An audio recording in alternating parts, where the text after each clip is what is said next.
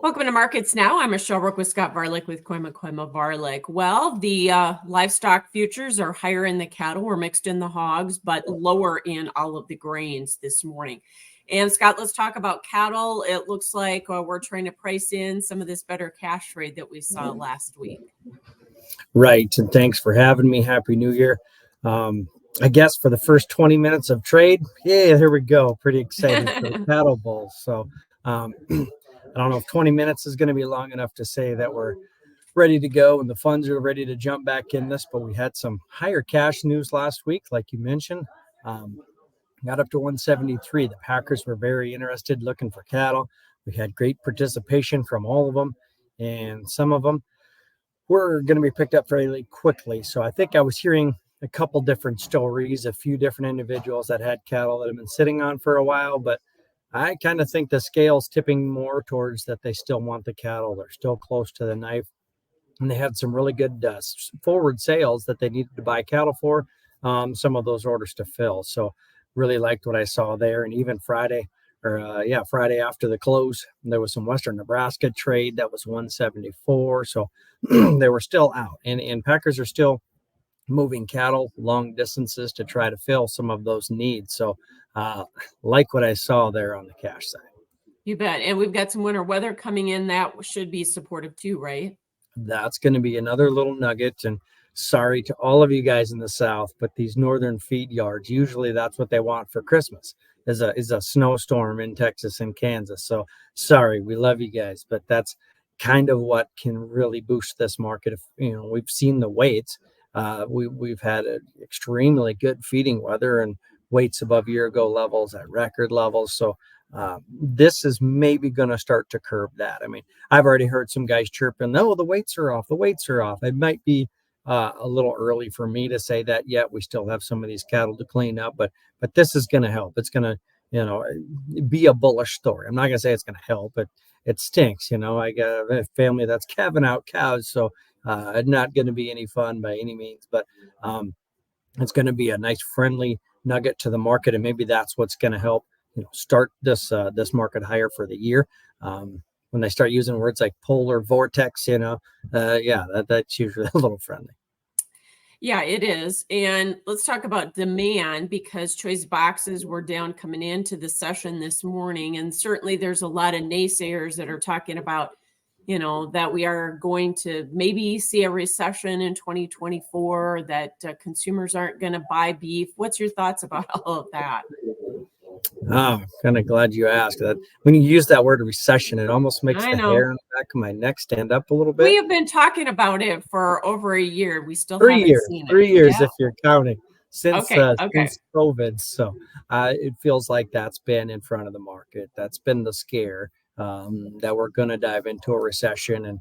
And usually if you're mentioning it for that long of an amount of time, that, hey, we're already kind of getting through it. We're already putting our seatbelts on and taking measures. So I would hope that we can kind of fight that off. But my early diagnosis of demand is it looks pretty good. Seasonally, we have that break in the beginning of January. So, excuse me, that break in the beginning of January for demand. But just to finish the year, we've got forward sales that the Packers buying cattle for. I like what I see. So we've been holding together so well for these last 3 years, fighting off the word recession. That I don't have any worries about it yet. We still have choice boxes at a reasonable level. We've got retails. You got the Packer making quite a bit of money, so there's some profit out there. I think it's going to maintain strong. I kind of think we're starting to turn this economy around a little bit. Things are feeling a little bit better, in my opinion. And Scott, you also feel that feeders are going to be the leaders, that we're going to get into some of these tighter numbers here again, are we? Exactly. I still think that's our story going into 2024 is the supply. As long as demand stays flat to okay, the supply story is going to be, a lot of fire to play with. Again, I think we're already looking at some of these early feeder calf runs for the sale barns. They look quite below year ago levels. We saw the big placements earlier this fall, possibly with producers trying to pull cattle ahead.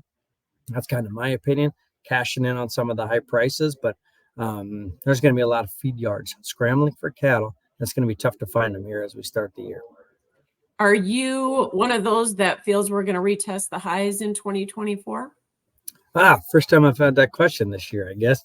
An hour in, I It's got to early. make that call already. I mean, I've back thought about it. I keep in the back of my mind that says we can do it.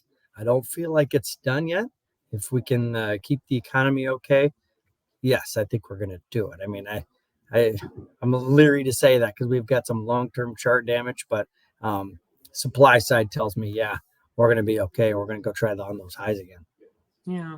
And what about the hog market? We're mixed this morning, but we're still trying to work through all of these upfront numbers, aren't we? And the lean hog index just cannot catch. Right. Still just going to have to talk about the large supply. That's the front story, and it's been quite the struggle. Anytime you feel like you have a little legs under you, it's short lived. But we've still got too many hogs to chew through, and you've got a struggling producer. I mean, the losses that we're seeing per pig are pretty substantial, and this is one of those washouts, where inputs are too high and they're not making any money. So you're seeing a lot of those individuals, and I've unfortunately talked to a few long-term good customers that have been in the hog business for longer than I've been doing this. So seeing them kind of say, okay, we're done. We're gonna liquidate out. I mean, that's the unfortunate side of what we're seeing with the amount of supply we have and moving forward. So we're seeing that liquidation. That's more pounds on the market as well. So it's still going to be a little bit of a struggle as we start the year here. And the grains under pressure this morning. Is that South American weather, or are we starting to see this pickup in farmer selling we normally do right after the first of the year? That's been the anticipation that we've got a lot of grain that needs to be sold here as we turn the calendar for tax reasons. But I guess we do have a farmer that's in good financial status, I guess. So they might not be as quick as we probably think. To quickly try to sell some of that grain because it is kind of on the lows here. I mean, we're breaking out of the bottom side of a range, so could be some fighting, that's going to be left for the farmers before they try to sell. But we know the grain is there, and we know that we've got quite a bit of rain in the forecast here for the next week. So we're kind of starting the year with the rain makes grain and gap lower in the soybeans, breaking out of those October lows. That's going to be tough to try to overcome here in the short term. And we're first of a new year, so I guess it's going to be interesting to see where some of the portfolios that are reallocated, where some of that fund money goes, isn't it? Right. The funds, where are we going to go? To me, we can look at the livestock market, the cattle. We've talked about that, but on the grain side, I'm not sure I'm seeing anything that's going to make the funds want to try to be in that long side real hard. And I think as we got closer to the end of the year last year, you could already feel some of the bulls starting to give up, trying to maintain, hey, dry weather in Brazil, these beans should be able to move higher. And that's the story that's kind of left. So to me, we're looking for a little bit of a struggle area here that we're going to have to wait till that January report, see if we get any large movements in crop or in demand. But I think we kind of know that last year's crop was better than expected. So could be tough sledding here for a while in the grains. Okay, we'll watch some of those technical areas today and see how we close. Thanks for joining us. Scott Varilek with Kooima Kooima Varilek. That is Markets Now.